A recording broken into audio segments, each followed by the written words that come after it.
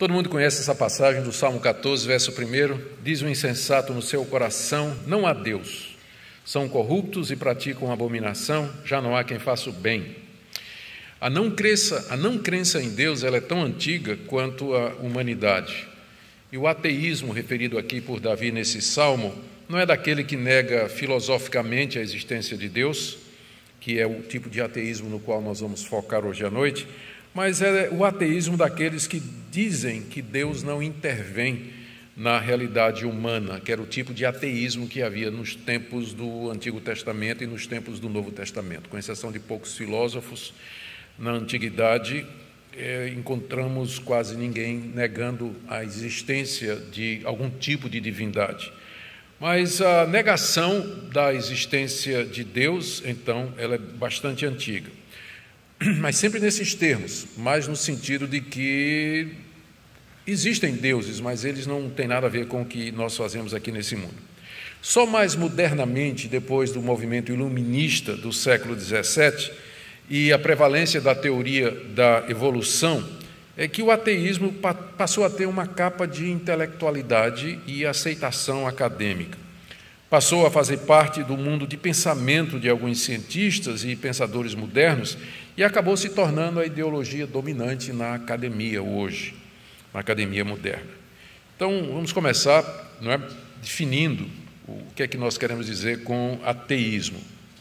A palavra ateu vem do grego atheos. A significa não e theos significa Deus. É a negação teórica ou prática da existência de uma divindade. E o sentido do termo tem variado muito na história. Para vocês terem uma ideia, teve uma época que os cristãos foram chamados de ateus, no século I, porque eles não acreditavam nos deuses greco-romanos. Mas, recentemente, o ateísmo tem se definido como uma negação da existência do Deus dos cristãos e, por tabela, o Deus dos judeus e dos muçulmanos. O que essas três crenças têm em comum é que elas creem na existência de um único Deus, ao contrário de outras religiões que são politeístas. Uma variação do ateísmo que é muito popular é o que conhecemos com o nome de agnosticismo. Nessa tabelinha que vocês estão vendo aí, ela está em inglês, mas dá para anotar direitinho. Aqui à direita você tem o ateísmo, um pouquinho para a esquerda você vai ter o deísmo, vou falar sobre isso também, e o teísmo, que é a crença na existência de Deus. E o agnosticismo ele está aqui do lado de fora. Curiosamente, as três carinhas estão felizes, porque elas acreditam no que professam, mas o agnóstico está com cara meio triste, porque o agnosticismo está dizendo exatamente isso, palavra grega, não conhecimento. O agnóstico é aquele que diz que é impossível você estar certo da existência de Deus ou da sua não existência, e que certos conceitos metafísicos não são passíveis de serem conhecidos. Então, o agnóstico diz simplesmente que ele não sabe se Deus existe ou não existe e que é impossível alguém ter certeza, uma vez que Deus não se sujeita aos tipos de verificação da ciência moderna. Uma outra forma de ateísmo é o panteísmo, que é a crença na existência de muitos deuses. No panteísmo vem da palavra grega pan, que significa tudo, e theos, que significa Deus. Então, o panteísmo ensina que tudo é Deus e Deus é tudo. O panteísmo é uma das religiões mais antigas do mundo, ela fazia parte da cosmovisão oriental da antiguidade, e ainda hoje tem adeptos entre intelectuais, artistas e líderes do mundo. Agora, nem todo ateu é sem religião, importante dizer, Budistas e taoístas, que são religiões orientais, eles não acreditam num Deus pessoal, mas numa força cósmica que penetra e une todas as coisas, na citação daquele famoso filósofo Obi-Wan Kenobi, quando ele vai descobrir a força na saga de Star Wars. Aqui, para você ter ideia de um panteísta moderno, o famoso Gorbachev, ele disse o seguinte: eu creio no cosmos, todos nós estamos ligados ao cosmos, portanto a natureza é meu Deus, para mim a natureza é sagrada, as árvores são o meu templo e as florestas as minhas catedrais. Então ele é tipicamente um panteísta moderno, e você vai encontrar exemplos de panteísmo no movimento de preservação ambiental, Muitos adeptos do Greenpeace e de outros movimentos ambientalistas, eles veneram a natureza e a religião deles é essa religião, não é? O mundo, para eles, Deus é o mundo e o mundo é Deus e as coisas todas são divinas, por isso elas têm que ser preservadas. Uma outra forma de ateísmo é o politeísmo. Você vê que são todas formas de você negar a existência de Deus, não é? O politeísmo afirma a existência de muitos deuses, poli, muitos no grego, e theos, Deus, e rejeita o conceito de que exista apenas um Deus que seja pessoal, perfeito e criador do universo. Então, até agora nós já vimos quatro formas diferentes de ateísmo. O ateísmo propriamente dito, o agnosticismo, o panteísmo, politeísmo, e agora vamos entrar em mais um, que é o deísmo. O deísmo é a crença daqueles que defendem a existência de um Deus, criador do universo, mas que nega que esse Deus se envolva na vida diária das pessoas e na história do mundo. São chamados de deístas. A razão e a observação do mundo natural, eles dizem, são suficientes para determinar a existência de Deus. O deísta basicamente diz que Deus criou o mundo, feito um relógio, deu corda, deixou funcionando e nunca mais se meteu no mundo. Então o mundo funciona por ele mesmo, é um sistema fechado de causa e efeito, regido por leis naturais, e Deus, ele está fora dessa realidade, ele não intervém, portanto não existe milagre, não existe revelação, não existe inspiração, ressurreição de mortos, nenhuma ação sobrenatural, tudo tem uma causa natural. Por isso eles acham que para você conhecer a Deus, não pode ser através de revelação, já que Deus não se revela. Então tem que ser pelo estudo da natureza, e é daí que surge a chamada teologia natural. Rejeita a necessidade da revelação, portanto da autoridade bíblica, e qualquer outra fonte de conhecimento religioso. O deísmo é defendido por muitos intelectuais cristãos que acreditam em Deus, mas que não acreditam em eventos sobrenaturais, como milagres, a trindade, infalibilidade das escrituras, etc. Talvez o mais conhecido de todos, ou que deu origem, conhecido talvez como um dos maiores contribuidores para o deísmo, é o filósofo David Hume, que no livro dele, The Natural History of Religion, a história natural da religião, de 1757, ele disse que o politeísmo e não o monoteísmo foi a primeira e mais antiga religião da humanidade. Exatamente o contrário do que a Bíblia diz. A primeira religião, de acordo com a Bíblia, foi o monoteísmo. Um Deus pessoal criou o mundo, criou o homem à sua imagem e semelhança e se revelou a esse Deus. O politeísmo é uma depravação, a deturpação do monoteísmo.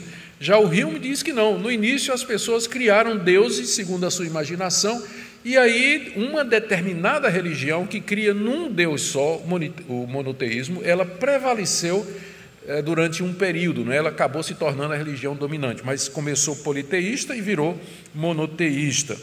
Ele diz também, e essa citação está aí na tela, a base da religião não é a razão, mas o medo do desconhecido.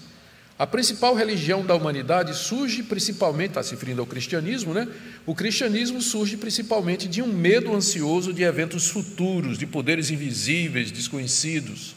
Então, uma vez que não tem revelação, há um Deus, mas esse Deus não se revela.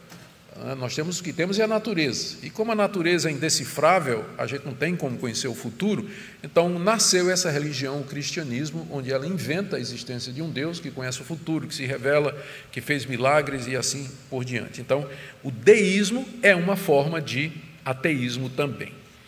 E vamos agora para mais uma forma, que eu vou chamando aqui de ateísmo prático. O ateísmo prático é o seguinte: muitos professam crer no Deus, mas vivem como se ele não existisse e não fizesse diferença. Aqui eu quero ler o trecho de uma entrevista concedida pelo pastor Ricardo Gondim, que é um dos mais bem conhecidos defensores do teísmo aberto em nosso país, entrevista dada à Carta Capital em abril de 2011. O repórter perguntou: o senhor enfrenta muita oposição dos seus colegas pastores? Ricardo Gondim: muita. Fui eleito o herege da vez. Entre outras coisas, porque advogo a tese de que a teologia de um Deus controlador da história não cabe mais. Pode ter cabido na era medieval, mas não hoje. O Deus em que creio não controla, mas ama. É incompatível a existência de um Deus controlador com a liberdade humana. Se Deus é bom e onipotente e coisas ruins acontecem, então há algo errado com esse pressuposto. Minha resposta é que Deus não está no controle. A favela, o córrego poluído, a tragédia, a guerra, não tem nada a ver com Deus. Concordo muito com Simone Weil, está aí na tela, uma judia convertida ao catolicismo durante a Segunda Guerra Mundial, quando diz que o mundo só é possível pela ausência de Deus. Vivemos como se Deus não existisse, porque só assim nos tornamos cidadãos responsáveis, nos humanizamos, lutamos pela vida e pelo bem. A visão de Deus como um Pai todo-poderoso que vai me proteger, poupar, socorrer e abrir portas é infantilizadora da vida. Então, esse é o pensamento desse conhecido teólogo brasileiro, que reflete o pensamento de muitos. Você acreditar num Deus que vai lhe socorrer, que vai lhe atender, que vai abrir portas, impede que você desenvolva todo o seu potencial humano, porque você vai ficar esperando que esse Deus faça alguma coisa.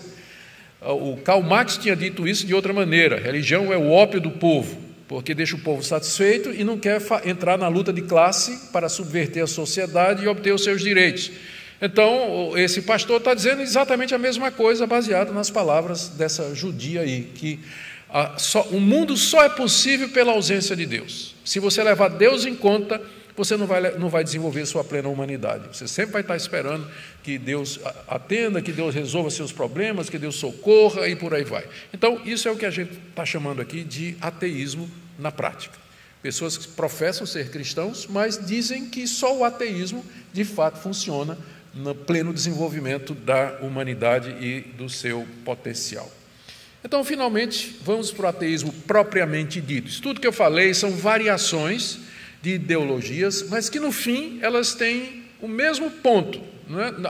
Negam ou a existência ou a necessidade de um Deus pessoal que intervém, que se revela e que se envolve conosco. Daqui a nossa definição, né? Ateu é quem nega a existência de uma divindade transcendente, perfeita. Transcendente porque, quer dizer, ela não é o mundo, não é? Ela transcende o mundo. Embora seja imanente, Deus esteja presente conosco, mas Ele transcende o universo, Ele não é o universo. Então, quem nega a existência de uma divindade transcendente, perfeita, criador pessoal do universo, Ele não é uma força, como afirmam os cristãos e também judeus e muçulmanos. Então, ateu, nós vamos tomar nesse sentido aqui, não é? E nós vamos focar nesse tipo de ateu. Muito bem. O ateísmo na Bíblia, nós já trouxemos uma passagem, não há muita coisa, né, que a Bíblia fala a respeito do ateísmo, porque no Antigo Oriente todo mundo acreditava em alguma coisa. Mas a Bíblia traz algumas informações. Por exemplo, aquele salmo que eu li no começo, Salmo 14, primeiro, diz: o tolo no seu coração não há Deus. Para a Bíblia, negar a existência ou a atuação de Deus seria uma tolice, que parte do coração do homem. Também tem o texto de Romanos capítulo 1, de 18 a 23, onde claramente o apóstolo Paulo diz que na negação da revelação que Deus faz de si mesmo na natureza, os homens se perderam nos seus próprios pensamentos e desembocaram na idolatria, criando muitos deuses. Ou seja, a negação da existência de um Deus pessoal, transcendente e que todo-poderoso, que deu origem a todas as coisas, desemboca na criação de deuses. O homem foi criado à imagem de Deus e ele sempre vai estar diante de algum Deus. Você sempre vai encontrar alguém diante de algum altar, seja o próprio Deus, ou um Deus que ele inventou, ou algo que ele idolatra, como sexo, dinheiro, esporte, poder, ou qualquer outra coisa, ou o pior de todos os deuses, que é o ego, adorar a si mesmo e viver uma vida de egoísmo. É isso que Romanos capítulo 1, de 18 a 23 diz. E lá no livro de Jó, capítulo 12, de 7 a 10, você pode anotar para ver depois, Jó diz assim: pode perguntar aos animais, até os animais e as aves dos céus vão dizer que Deus existe. Ou seja, a natureza ela é tão eloquente que até os seres que não foram criados à imagem e semelhança de Deus e, portanto, não são racionais, se pudessem falar, eles admitiriam a existência de Deus. Então, essas três passagens, elas refletem mais ou menos a linha pela qual a Bíblia vai. Biblicamente falando, o ateu é quem nega a existência de Deus ou a sua atuação nesse mundo através da rejeição da revelação que ele fez de si mesmo e a adoção de outros deuses inventados ou deuses que já culturalmente existiam. No Brasil, o número de ateus é muito pequeno. É um dos países onde o número de ateus é o menor possível. Os números que eu tenho aqui são esses. No censo do IBGE, o último foi há 10 anos atrás, dizia que ateus e agnósticos eram 0,39%, menos de 1%. No Brasil, todo mundo crê em Deus, né? A pergunta é em que Deus, né? Essa é que é a questão. Mas, pelo menos em termos gerais, menos de 1% da população brasileira, em 2010, negava a existência de Deus. E sem religião, 8%. O Datafolha fez, 3 anos depois, uma pesquisa, em 2013, e encontrou que 1% da população brasileira se dizia ateu ou agnóstica, e que os sem religião eram 7%. E agora, no início desse ano, Datafolha, de 2020, disse que o número de ateus e agnósticos no Brasil é de 1%. Então, não houve um crescimento declarado, mas cresceu enormemente aqueles que dizem que não têm religião. Então, esses são os dados que a gente tem aqui no Brasil. O Brasil, então, é um país extremamente religioso, né? Acredita em Deus, o número de ateus é pequeno e eles se concentram mais na universidade, nos meios artísticos e nos canais de comunicação. Daí, apesar de serem um grupo bem minoritário, eles têm uma grande influência na população brasileira, exatamente porque eles ocupam posições estratégicas. Vamos dar uma olhadinha agora nos ateus mais influentes do passado. Depois nós vamos ver os mais atuantes no presente. Geralmente esses 3 aí que você tem na tela são os que são identificados como os ateus mais influentes da era moderna. Freud, Marx e Nietzsche, eles são chamados de mestres do ateísmo de suspeita, porque, embora em áreas diferentes, todos eles partiram desse pressuposto, que era necessário suspeitar da verdade que vinha sendo afirmada há séculos da existência de Deus, quer seja pela igreja, quer seja pela cultura, era preciso suspeitar disso e achar opções alternativas à explicação da existência do mundo, do universo, do homem, enfim, para as grandes questões existenciais. Então, cada um deles, na sua área, fez um trabalho devastador contra o cristianismo e cujos efeitos estão até o dia de hoje, como nós iremos ver. Vamos começar, então, com o Sigmund Freud.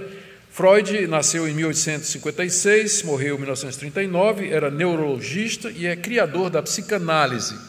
Ele era judeu, aliás, todos os 3 são, e ateu declarado.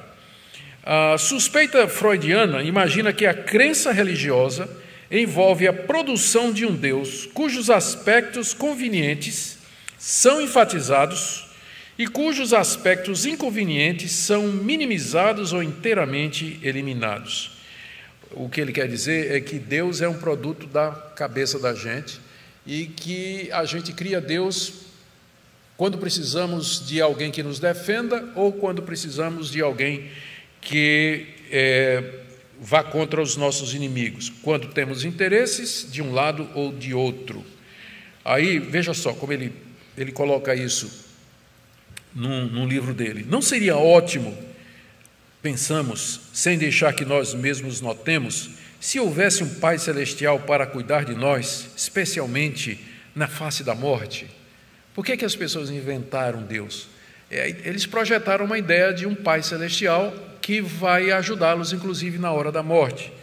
Não seria ótimo, Freud continua, se esse Pai Celestial fosse um juiz rigoroso que punisse severamente os nossos inimigos? Em linhas gerais, o que ele está dizendo é que a necessidade que nós temos de confiança e de segurança com relação ao futuro e à morte, e os desejos que nós temos de justiça e de punição dos nossos inimigos acabam se concretizando na projeção da ideia de um ser todo-poderoso que vai cumprir exatamente essa função.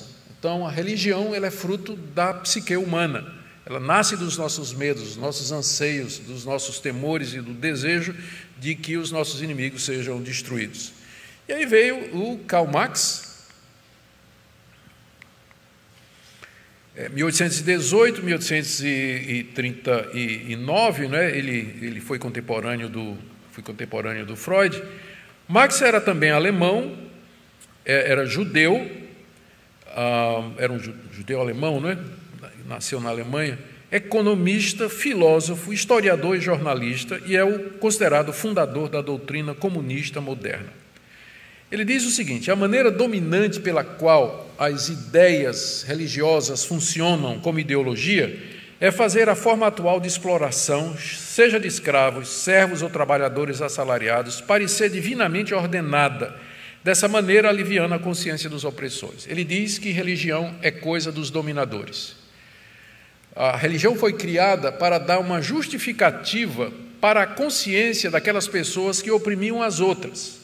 Então, cristianismo é a religião dos dominadores, daqueles que estão no topo da cadeia política, daqueles que abusam dos outros, exploram os outros, praticam injustiça social. A religião surge para justificar isso, a ideia de um Deus que promete consolo aos pobres, que promete que depois da morte eles terão a recompensa, que é Deus quem predestina uns para uma coisa e outros para outra, um Deus que cria o rico e que cria o pobre, e que, portanto, não adianta, você nasceu pobre, você nasceu escravo, essa é a vontade de Deus para a sua vida. Você não precisa fazer nada, você tem que seguir seu propósito na vida, que foi determinado por esse Deus. Então, Marx diz que a religião se presta para isso. É nesse sentido que ele diz que a religião, naquela famosa frase, é o ópio do povo.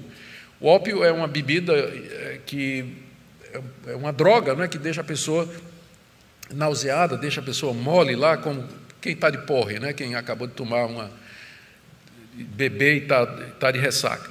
Então, e a pessoa então fica sem condições de agir ou sem vontade de agir. Ela não consegue pensar direito. A religião tem esse propósito. A religião é dos dominadores. E que, portanto, com a religião justificam a opressão das classes.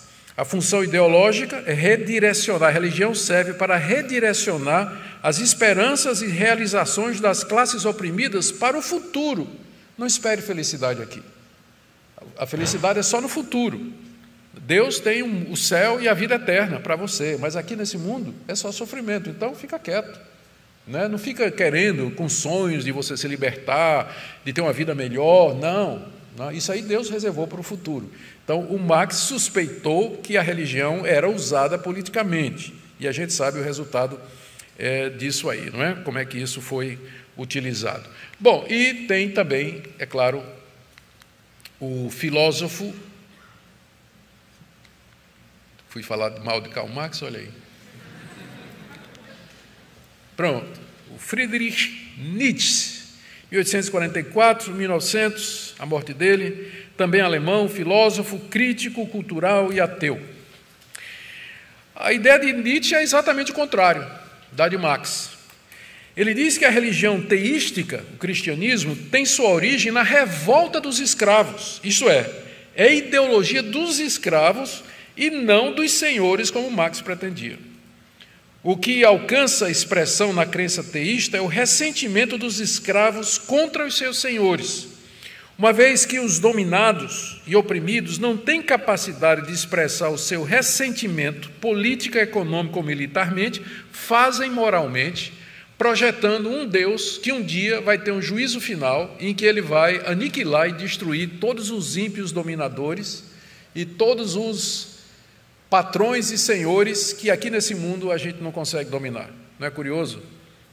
Marx explica o cristianismo como sendo a religião dos opressores, mas Nietzsche diz que é a religião dos fracos, não é? É a religião dos pobres. É uma projeção futura de vingança e de justiça para aqueles pobres que não encontram a realização aqui nesse mundo. Bom, esses são os três. Estou passando muito rapidamente em cima do pensamento desses três, mas são considerados os três ateus mais influentes do mundo, cada um numa área, não é? O Freud na psicologia, o Marx na política e o Nietzsche na área de filosofia. E eles deixaram uma marca muito grande na sociedade moderna. O pensamento deles continua influenciando todas essas áreas, e eu creio que, de todos eles, o que mais tem influenciado atualmente é o pensamento marxista, né, que propõe uma revisão de toda a sociedade ou do cristianismo à luz desse pressuposto aqui. E eles deixaram seus discípulos. E aqui, então, eu quero falar agora dos... Rapaz, definitivamente, isso. Dos 4 cavaleiros do novo ateísmo. Então, aí.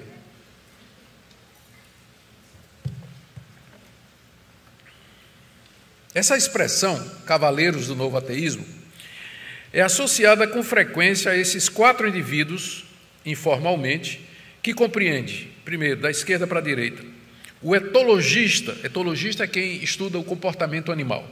O etologista britânico Richard Dawkins, primeiro aí do lado esquerdo, é o mais conhecido de todos eles. Em seguida, o filósofo norte-americano Daniel Dennett. Terceiro, o neurocientista norte-americano Sam Harris. Esses dois do meio aí, eles são menos conhecidos. E o falecido jornalista anglo-americano Christopher Hitchens. Curiosamente, eu ainda estava servindo na Universidade Mackenzie como chanceler. Eu tinha feito um convite ao John Lennox, eu vou falar dele daqui a pouco, que é um conhecido apologeta cristão, e tinha feito um convite para o Christopher Hitchens para vir ao Brasil para fazer um debate, tem um debate dos dois, e seria lá na Universidade Mackenzie. E o Christopher Hitchens respondeu dizendo que ele não poderia vir porque ele estava com câncer, e no ano seguinte ele morreu de câncer. Ele tinha morrido de câncer. Mas teria sido interessante ver o debate do Hitchens com o Lennox lá na Universidade Mackenzie, embora eles já tenham tido debates antes. Eu vou falar sobre isso também. Mas são esses 4 aí, os ateus mais influentes hoje, mesmo que o Hitchens já tenha morrido, a sua literatura e os vídeos que ele tem na internet continuam causando um impacto muito grande no mundo todo. Por que é chamado de novo ateísmo? Notaram o nome, né? Que a gente chama de novo ateísmo. Por que esse nome? É chamado de novo ateísmo porque ataca, primeiro, de forma virulenta as religiões, especialmente o cristianismo. Os ateus antigos, como Nietzsche, Marx e Freud, eles tinham um certo respeito, não é? Eram politicamente corretos e tudo mais, mas esses não. Eles atacam com virulência, eles atacam com muita força as religiões, todas as religiões, mas especialmente o cristianismo. Segundo, eles apresentam o ateísmo de forma popular e atraente. Você vai ler Freud, Marx e Nietzsche, especialmente Nietzsche, você não vai entender muita coisa, mas todo mundo entende um livro escrito por Richard Dawkins ou pelo Christopher Hitchens. Eles escrevem de uma maneira clara, extremamente popular. Terceiro, eles são ativistas. Os ateus antigos, aqueles 3 que eu mencionei, eles estavam na dele. Mas esses 4, eles são militantes. A ideia deles é promover o ateísmo no mundo todo, e fazer proselitismo, converter as pessoas ao ateísmo, que não era exatamente o que desejavam aqueles outros, não estavam muito preocupados com isso, mas o novo ateísmo, ele é evangelista, né? Ele é evangelístico, ele quer converter as pessoas às suas ideias. E é chamado de novo ateísmo porque usa como fundamento especialmente o evolucionismo darwinista. Darwin poderia estar naquela lista dos 3 mais influentes, não é? Poderia ser os 4 mais influentes. Mas a influência de Darwin se verifica além do seu tempo, através desses 4 ateus que usam o darwinismo como fundamento disfarçados sob o nome de ciência.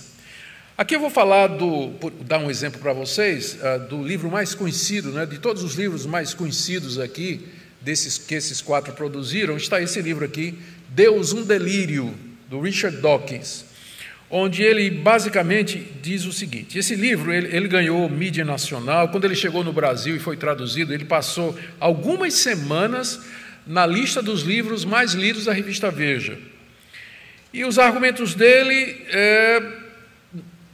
frustra aqueles que esperavam novos argumentos sólidos contra a existência de Deus, não é? Os argumentos são velhos e antigos, apenas recauchutados. Quais são os argumentos de Dawkins aqui nesse livro? Primeiro, que a ciência já refutou a Deus. E aqui ele faz uma citação do Peter Aitken, que é professor de Química de Oxford, que diz assim: a humanidade deve aceitar que a ciência eliminou a justificativa da crença num propósito cósmico e qualquer sobrevivência desse propósito inspira-se apenas no sentimento. A ciência já destronou Deus. Temos todas as explicações necessárias para a nossa vida através da ciência. Segundo, esse é o primeiro argumento do Dawkins. O segundo argumento nesse livro é que a religião é a maior responsável pelos males dos homens. Ele diz: olha a história, as cruzadas, a opressão das mulheres, a rejeição dos gays. De onde vem tudo isso? É exatamente do cristianismo, através do islamismo, que tem homem-bomba. Aí ele junta tudo, né? Ele junta tudo. Tem os homens-bombas, tem essas campanhas violentas que foram feitas em nome de Deus. Em nome de Deus já se fizeram as maiores atrocidades do mundo. Então, o cristianismo, as religiões, particularmente o cristianismo, é um dos maiores males da humanidade. Estou ficando com medo porque eu estou vendo algumas pessoas balançando a cabeça. Gente, eu não estou concordando com isso aqui não, tá? Eu estou só explicando. Né? Eu estou só explicando, por favor. E o terceiro argumento dele é que, porque ele tem um problema, né? Se a religião ela é irracional, né? Já foi refutada, se a religião causou tantos males, como explicar 1% da população de um país de ateus? Por que então essa crença universal em Deus? Em todo lugar você tem gente que acredita em Deus, Deus diferentes, mas que acredita no transcendente, que há alguma coisa além da realidade material. De onde vem isso? E aí ele vem com a ideia do chamado vírus da mente, que no nosso DNA tem um vírus que é uma falha do processo evolutivo e que é transmitido, né, por geração ordinária e que é o vírus de Deus. É um vírus, é um defeito no DNA que acaba provocando isso nas pessoas. As pessoas têm que acreditar num Deus para poder conviver aqui nesse mundo. Essa é a explicação que dá o Richard Dawkins, não é? Então, o que fazer, né? Bom, só para vocês mostrarem, só para vocês terem uma ideia aqui de como ele foi rebatido, não é? Porque, claro, todos esses homens dizem essas coisas, mas eles têm resposta, não é? Existem pessoas capazes e tão bem preparadas quanto eles e que respondem à altura, como, por exemplo, aqui o John Lennox. John Lennox eu tive o privilégio de conhecer pessoalmente. Ele esteve na Universidade Mackenzie durante o tempo que nós estivemos lá. Ele é um matemático britânico, ele é evangélico, firme, forte na igreja, comprometido com a palavra de Deus e é muito conhecido pela sua capacidade apologética. Ele escreveu um livro, o título é Por que a Ciência Não Consegue Enterrar Deus? E esse livro foi traduzido para o português e publicado pela Universidade Mackenzie. E ele basicamente responde aqui às ideias do Dawkins, não é? Ele diz que a guerra não é entre fé e ciência. Ele está respondendo ao argumento de Dawkins de que a ciência já mostrou que Deus não existe. Ele diz que está errado isso porque a guerra não é entre fé e ciência. Porque os grandes cientistas que nos deram a ciência moderna eram todos crentes em Deus.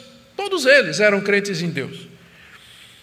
Mas a luta, na verdade, é entre duas cosmovisões diferentes. Por um lado, o teísmo, a crença na existência de um Deus, e por outro, não a ciência, mas o naturalismo materialista, uma visão de mundo onde não existe Deus, onde tudo se resume à matéria e que tudo é explicado através de leis naturais. São duas maneiras distintas de você olhar para a realidade. Então, o que está em jogo não é fé e ciência. Não é fé e ciência. Mas essas duas cosmovisões, o deísmo e o naturalismo materialista. Essa é a primeira coisa. A segunda que ele diz é que o escopo da ciência é o mundo natural e as leis físicas. A ciência tem limites, ela não pode especular sobre a metafísica. Metafísica trata de coisas além do alcance da verificação científica. Ideias, conceitos como virtude, a existência de Deus, o futuro, a alma humana, tudo isso é metafísico. E a ciência não tem como se pronunciar sobre isso, porque a ciência se baseia em observação, em experimento, em repetição, em testes de hipóteses para que virem leis, e não tem como submeter, por exemplo, a existência de Deus à ciência. Então, nós temos que reconhecer que a ciência tem limite. Esses ateus, eles dizem que a ciência é a resposta para tudo. Ciência, ciência, ciência, né? É a resposta para tudo. Só que a gente entende que a ciência ela tem limite, ela não pode dar resposta às grandes questões metafísicas da experiência ou da existência humana. Outra coisa que o Lennox diz aqui, rebatendo Dawkins, é que a visão materialista, ateísta da ciência é reducionista. Ela reduz tudo à matéria, e ela não consegue explicar o que transcende isso, como, por exemplo, a mente, a autoconsciência. De onde vieram estas coisas? Só o materialismo não consegue explicar essas coisas. Outra coisa que o Lennox diz no livro é que as evidências mostram cada vez mais a existência de um design intencional no universo, a ponto do próprio Dawkins, Richard Dawkins, ele admite, de fato, existe um design no universo, existe um propósito. É óbvio que existe um propósito da maneira como as coisas funcionam, mas ele diz, mas esse propósito é apenas aparente. É apenas aparente. Mas a verdade é que o próprio Dawkins foi obrigado a reconhecer que existe design na natureza, existe um propósito no mundo. As coisas não são resultado do acaso, como o ateu tem que acreditar, uma vez que ele está baseado na teoria da evolução. Outro argumento aqui do Lennox é que o universo está finamente sintonizado para a existência humana. Esse é o argumento da sintonia fina, é bastante conhecido. Todo o universo está afinado de forma a permitir a vida humana. Se o Sol fosse mais quente, se a velocidade da rotação da Terra fosse maior, se a força da gravidade fosse um pouco maior ou menor, era impossível a existência da vida baseada a vida animal como nós a temos. Então, todos os parâmetros do universo, eles são tão finamente afinados que eles permitem a vida. Se destoar, acabaria com a vida na Terra. E de onde vem essa afinação? É a pergunta do Lennox. E, finalmente, ele diz que a teoria darwinista da evolução não consegue explicar as complexidades irredutíveis, a origem da vida, das informações do código genético e por aí vai. E ele traz uma série de contestações. O ponto aqui é que ele é tão cientista, o Lennox, tão cientista, tão bem preparado, quanto o Richard Dawkins. E dá alternativas, outras possibilidades para aquelas acusações que o Dawkins está fazendo, não é? Aqui eu quero trazer um livro que eu li esse livro, fiz inclusive uma resenha alguns anos atrás, pode procurar que você encontra aí na internet. Esse livro foi escrito por Thomas Nagel, mas deixa eu chegar lá. Eu botei coisas que até um ateu pode ver, porque um número razoável de cientistas e filósofos ateus ou agnósticos vem em anos recentes engrossando as fileiras daqueles que expressam dúvidas sérias sobre a capacidade da teoria da evolução darwinista de explicar a origem da vida e sua complexidade por meio da seleção natural e da natureza randômica ou aleatória das mutações genéticas necessárias para isso. Por exemplo, Anthony Flew, que era o mais notável intelectual ateísta da Europa e dos Estados Unidos, no início do século XXI, anunciou a sua desconversão do ateísmo darwinista e aderiu ao teísmo, não ao deísmo, que acredita na existência de um Deus que age, né? O deísta é uma forma, acredita em Deus, mas não na presença de Deus no mundo. Mas ele negou, ele disse, não, eu acredito em alguma coisa, é impossível, não dá para explicar o mundo sem você crer em alguma coisa transcendente. Eu não sei o que é, mas eu não sou mais ateu. Eu creio que há alguma coisa que transcende, porque é impossível explicar o mundo, como, por exemplo, o propósito inteligente na natureza. Mais recentemente, um biólogo molecular chamado James Shapiro, da Universidade de Chicago, também ateu, publicou um livro chamado Evolution, A View from 21st Century, ou seja, Evolução, uma perspectiva do século XXI, onde ele desconstrói impiedosamente a evolução darwinista. E agora chega o Thomas Nagel, que é esse aí. Ele é professor de Filosofia e Direito da Universidade de Nova York, membro da Academia Americana de Artes e Ciência, ganhador de vários prêmios com seus livros sobre filosofia e ateu declarado. Ele escreveu esse livro, o título é, veja só, Mind and Cosmos, Mente e Cosmos, e com provocante subtítulo, Por que a concepção neodarwinista materialista da natureza é quase que certamente falsa? Onde ele aponta as fragilidades do materialismo naturalista que serve de fundamento para o darwinismo de construir uma teoria do todo. Eu vou destacar aqui duas citações dele do livro. Primeira, página 5. Durante muito tempo eu tenho achado difícil acreditar na explicação materialista de como nós e os demais organismos viemos a existir, inclusive a versão padrão de como o processo evolutivo funciona. Quanto mais detalhes aprendemos acerca da base química da vida e como é intricado o código genético, mais e mais inacreditável se torna a explicação histórica padrão do darwinismo. Isso aqui é um filósofo ateu renomado, ele está aqui abdicando a teoria da evolução. Ele está dizendo, não consegue explicar. A questão, eu vou trocar em miúdos aqui, porque não vou ter tempo de fazer todas as citações. O ponto dele é o seguinte, o título do livro é Mente e Cosmos, exatamente porque ele acha que o materialismo não explica o surgimento da mente. Não explica. Porque como a mente pode ter surgido da matéria morta? Como é que pode ter surgido? A consciência, o pensamento, a arte de pensar, de avaliar, de sentir, de se expressar, de conhecer, de criar, imaginar, como é que isso pode ter vindo da matéria? Então ele diz, a explicação darwinista de que a mente é resultado do longo processo evolutivo tem dois problemas.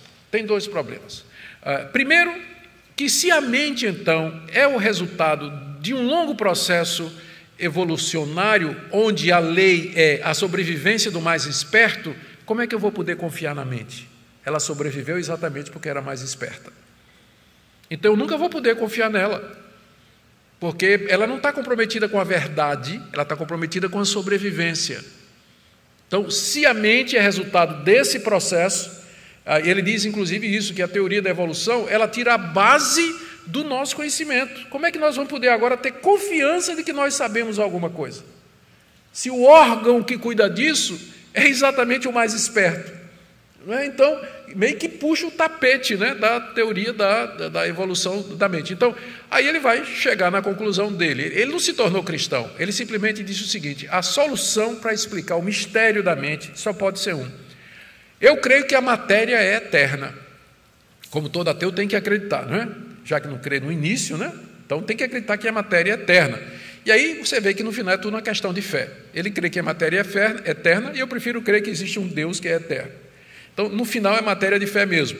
Então ele diz, eu creio não somente que a matéria é eterna, mas que a mente é eterna também. A mente é eterna. Os dois existem eternamente. Aí precisa mais fé do que para acreditar no cristianismo, não é? Aí realmente... Mas ele percebeu, por isso que o título do slide aí é coisas... Eita, avançou. Coisas que até um ateu pode ver. Até o ateu pode ver que não tem como explicar o surgimento da mente a partir do materialismo, por todas essas razões que o próprio Nagel colocou aqui. Eu vou colocar mais uma... Tem um outro rebatedor aqui do Dawkins, muito conhecido, que é o Alistair McGrath. Alistair McGrath é cristão. É interessante a história do McGrath, não a história, mas a preparação dele, o background dele. O McGrath, ele estudou na mesma universidade do Richard Dawkins, no mesmo curso, fizeram biologia na Universidade de Oxford, e eram amigos de sala de aula. O Dawkins se tornou ateu e o McGrath se tornou cristão comprometido com a verdade, anglicano, participante da sua igreja, crente praticante e tudo mais. E escreveu uma resposta, lembra do livro de Dawkins, Deus, um delírio? Ele escreveu um livro, O Delírio de Dawkins. E nesse livro ele arrebenta com com o Dawkins. Ele diz basicamente isso: ciência e ateísmo não são sinônimos. Muitos cientistas de renome são teístas. E é verdade. Muitos cientistas de renome hoje, inclusive ganhadores de prêmio Nobel, eles são crentes em Jesus Cristo. Segundo, não há evidência científica de que exista esse gene religioso ou vírus da mente. Isso aí é uma hipótese de Dawkins. Não tem comprovação genética, biológica, científica de que existe um gene religioso que faz com que as pessoas sejam religiosas. Terceiro, o Deus que Dawkins retrata não existe e é uma caricatura, porque o que é que o Dawkins faz quando ele diz que a religião é o maior de todos os males? É porque ele diz que a religião, especialmente o cristianismo, acredita num Deus masoquista, que manda matar mulheres e crianças, um Deus vingativo, que manda matar o seu próprio filho para satisfazer sua ira e tudo mais, ou seja, ele faz uma caricatura do Deus cristão. E aí, então, diz que todo mundo que é cristão, no fundo, acaba sendo desse mesmo jeito, daí o cristianismo ser o pior de todos os males. Aí o Alistair McGrath dá aquela que é a melhor resposta para esse tipo de argumento. Regimes ateístas e socialistas promoveram a violência e a morte de milhões de pessoas, muito mais que as religiões da violência. Vamos tomar, por exemplo, o islamismo, que mesmo dizendo que não, acaba sendo ligado a uma série de movimentos de natureza violenta ou terrorista.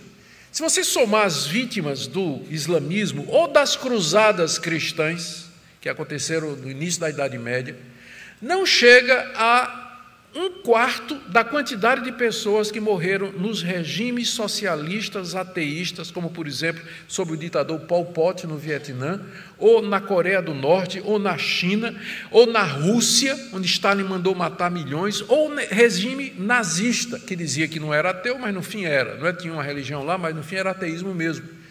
Então, quem causou mais mal ao mundo foi o ateísmo. Foram os regimes ateístas que mataram, perseguiram opositores, torturaram, mataram, muito mais do que atribuído às cruzadas cristãs e às loucuras aí dos terroristas islâmicos. Essa é a resposta do Dawkins, que é a resposta padrão que a gente dá quando alguém diz que cruzada cristã, as cruzadas que mataram não sei quantos milhares, sim, mas vamos ver lá na Rússia.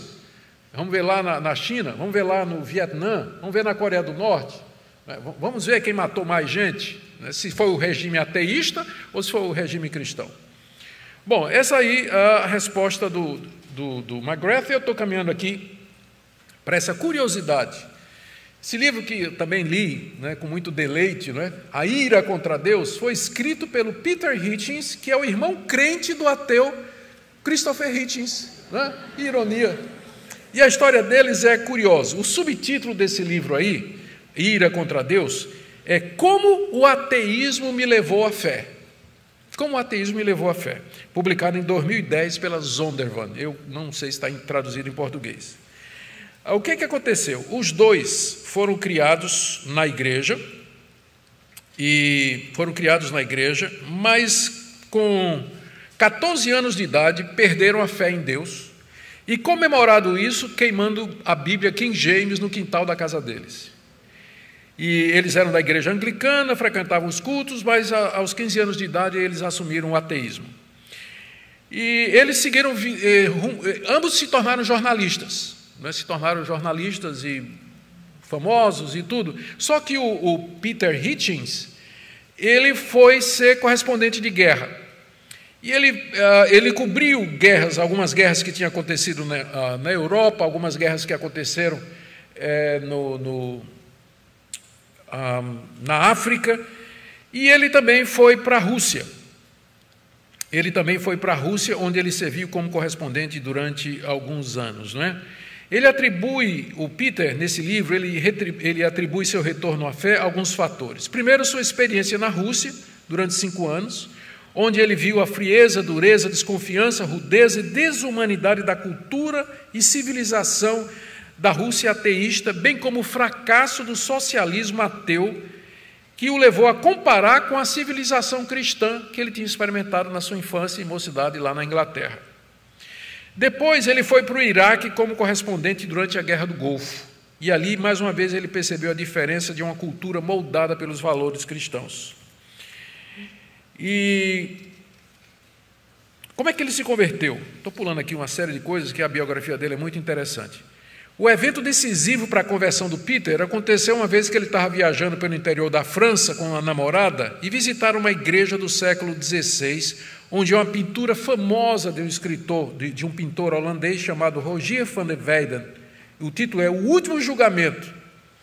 E quando ele contempla o quadro em que os ímpios, em horror, caminham para o inferno em chamas, ele foi abalado por um medo incompreensível de que, se houvesse realmente um Deus e um inferno, ele seria um dos condenados a passar a eternidade ali. Ele saiu dali abalado e começou a perder sua fé humanista no mundo sem Deus. E sua jornada de volta começou. Mais tarde, sua namorada, que era uma marxista ateia, também se tornou crente em Jesus Cristo. Hoje, os dois são membros da igreja anglicana e praticantes. Ele escreveu o livro dele há 10 anos atrás, continua firme no Evangelho.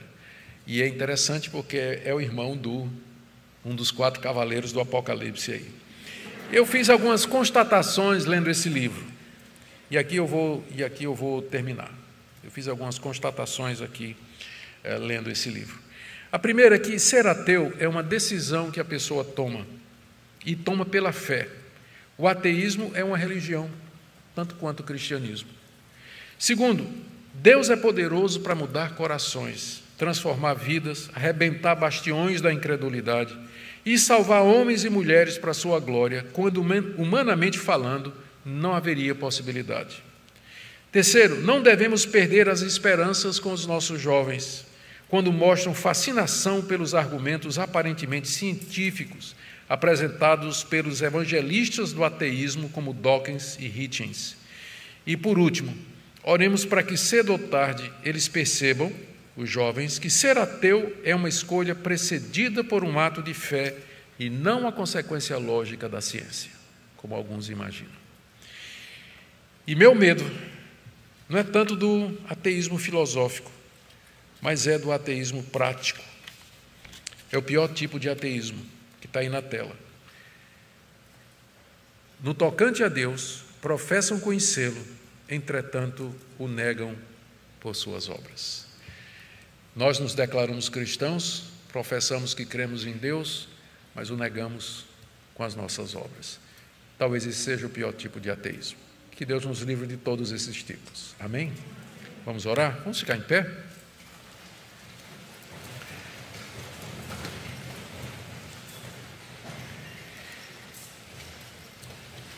Te damos graças, ó Deus, pela dádiva da fé.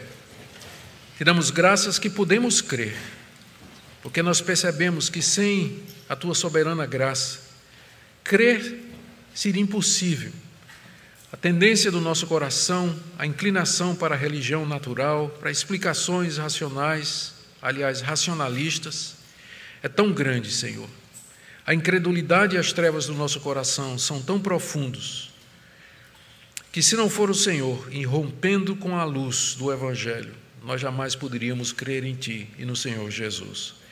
Nós oramos por aqueles que têm sido influenciados de alguma maneira por essas ideias. Que o Senhor os ajude a ver com clareza e perceber a fraqueza desses argumentos e ajuda-os a firmá-los na fé em Cristo Jesus. Oramos especialmente pelos jovens que estão na faculdade, submetidos ao ensino de professores ateus, materialistas. Oramos que o Senhor os ajude a ficar firmes. É o que nós pedimos em nome de Jesus. Amém. Muito obrigado, pessoal. Deus abençoe. Pode sentar.